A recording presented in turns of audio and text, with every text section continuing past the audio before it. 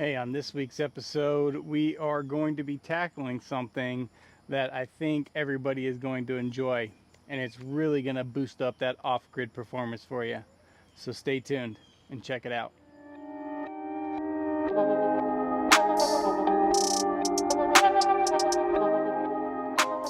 So this week, we are going to be installing this tongue box.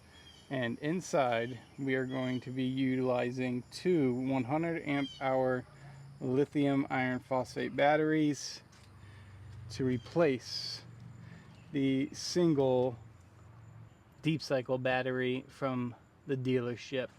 I am going to remove this battery switch and also attach it to the tongue box, but this is going to include moving a lot of stuff around. I'm going to have to adjust the dual propane setup, and I believe I'm going to be moving this trailer accessory bracket as well. So let's go ahead and get started. All right, as you can see here, I've gotten everything cleared out of the way, and it is now time to test fit the new storage battery box. So let's go ahead and get that done. With the test fit, everything just fits right.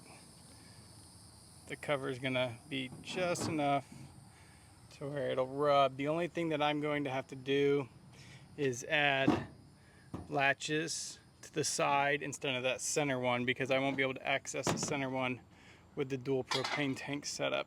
But yeah, that'll give me some extra storage in here for stuff, as well as having my batteries up here and protected from the elements. Again, I'm running the dual 100 amp hour lithium batteries inside the VEVOR trailer tongue box with the Flame King dual propane tank cover and the Flame King dual tank stand. And last but not least, I just have to figure out where to mount the accessory holder for the trailer chains and 7-way connector. All right, let's start getting this stuff mounted up, and I'll get back to you. We got everything set up good now. We got both of our propane tanks mounted up. We were able to move that down out of the way and over, and we've got our box mounted as well.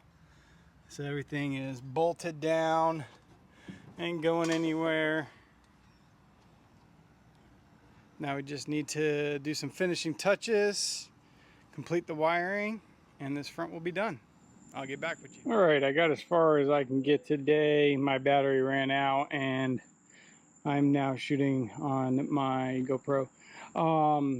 There are a few things I need to wrap up, but I will continue this video once I get these pieces. I was able to get the box installed, the propane tanks installed, as well as the accessory mount for the trailer connections.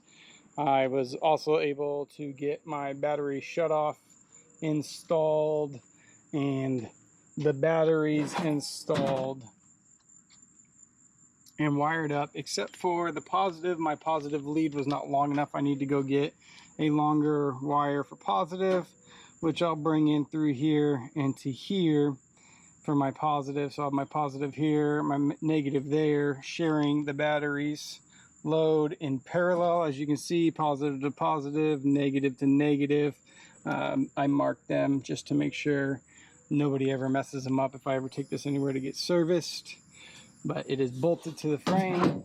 Some of the things I need to do is I need to get some black silicone so that I can fill these holes. Right now I just reused the hardware that mounted the old regulator for the propane.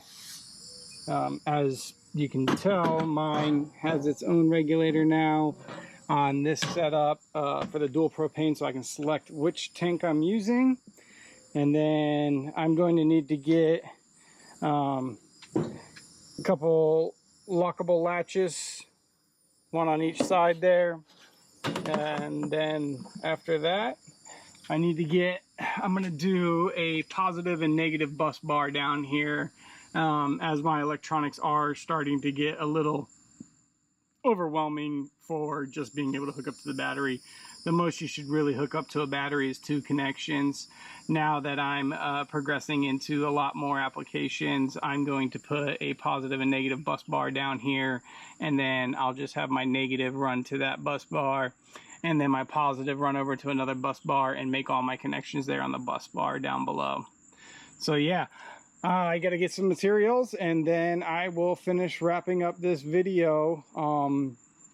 Also, we'll be doing an extra solar panel up top. Right now I have one 100 watt panel. I'm going to add a second 100 watt panel, giving me 200 watts of total solar power, plus 2 100 amp hour lithium batteries. And then of course my solar charge controller is in there. My 2500 watt inverter is in there. So I should be decently set up for boondocking for, you know, short periods of time. Not infinite right now, but it'll definitely get me through in either power outages or, you know, a short boondocking in the winter stay or something like that, where I'm not running the AC 24/7. So I'll get back to this video in a little bit. Let me get these materials and I will be back. All right, so the project is complete. My full lithium battery upgrade on my 2025 17B. This is the VEVOR tongue box. The only thing I had to do for this was to add these side latches, as the center latch that comes with the box is not accessible with my setup, as I was able to fit my dual propane setup as well on there. So I've got the dual lithium iron phosphate batteries. You got my positive here, my negative here, which comes over to my kill switch. Inside my VEVOR tongue box, my dual propane by Flame King, and then my Polestar electric trailer tongue jack. But yeah, it turned out nice. I drilled a hole on this side for the negative with a rubber grommet to make it weather tight, as well as back here for the positive with a rubber grommet, again, to keep it watertight. So what I did there is I ran everything down and I installed, let me zoom in here for you for a second, a positive and negative bus bar. Both of them are 250 amp bus bars. So I was able to integrate these bus bars so I'm not overloading the circuit on the actual battery itself. I only have the parallel wiring, as you see here, and the leads on the batteries. Everything else goes to the bus bar and is integrated into the factory wiring, so everything is still secure and safe as it would come from the factory. Then goes to the bus bar, and now I'm able to add my accessories as well. Like I've already got my LED underglow accessory attached to it. My solar charge controller is attached to the bus bar, as well as everything that was integrated from the factory with the converter. So no matter what, everything is integrated, safe, secure, fused, and good to go. I also have my inverter powered off the bus bar, which, if you don't remember from my other episode or you haven't seen it, I've got the 2500 watt inverter, as well as an automatic transfer switch. And you can see here that my solar charge controller is now in the lithium mode for the lithium charging profile. So yeah, this job took, I'd say, probably about 4.5 hours to complete if you have everything prepped and ready. And it's not too bad, especially if you have a creeper. Roll under there, get everything done. I'm going to make sure to put everything that I used and links in the description below so that you have everything readily available to purchase to get this done yourself. But I have now doubled my watt hours capable on this camper. I am now up to about a little over 2,000 watt hours for this camper, plus my solar that I have up there, which my next step is to add more solar panels, as I only have the one. So I'm either gonna add another one or 2 more to give it a total of 200 to 300 watts solar rating for charging. But yeah, I hope you like this video. If you're new to the channel, make sure you click that like button, subscribe, it's free, and also leave me a comment below.